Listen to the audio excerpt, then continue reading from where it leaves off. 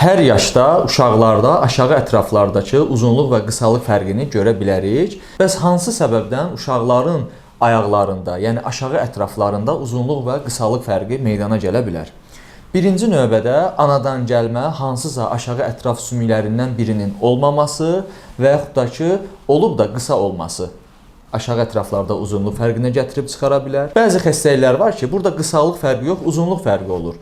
Xəstə tərəfin uzunluğu daha çox olur. Bu da müəyyən sindromik xəstəliklərlə bərabər görünür. But çanaq displaziyası və yaxud da başqa adı ilə but çanaq oynağının inkişafının geri qalması xəstəliyi də aşağı ətraflarda uzunluq və qısalıq fərqi kimi görünə bilər. Əgər uşaq daha öncədən bir travma keçiribsə, həmən nahiyədə qırıq meydana gəlibsə, həmən qırığın səbəbi ilə də ətraflarda uzunluq və qısalıq fərqini görə bilirik. Əgər uşağın aşağı ətrafındakı uzunluq və qısalıq fərqi 2 sm yarım 3 sm-dan daha azdırsa, əksərən bu uşaqlara biz cərrahi əməliyyat etmirik, təqib edirik, izləyirik və yaxud da ki, müəyyən hündürlük önəririk ki, həmən hündürlüyü sağlam ayağına və yaxud da ki, xəstə ayağına geyərək yerimədə axsamanı aradan qaldırsın.